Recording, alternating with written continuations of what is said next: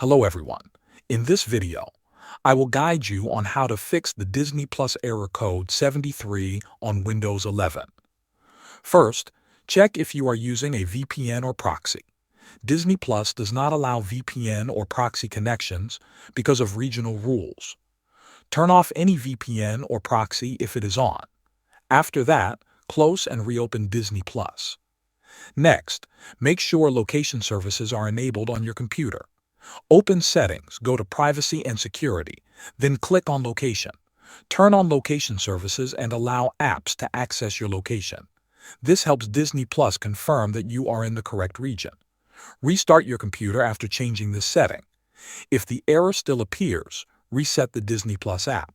Go to Settings, then Apps, then Installed Apps. Find Disney Plus. Click Advanced Options and select Reset. This clears temporary files that may be causing the issue. If nothing works, uninstall the app completely and install it again from the Microsoft Store. Then sign in and check if the problem is fixed. Thanks for watching.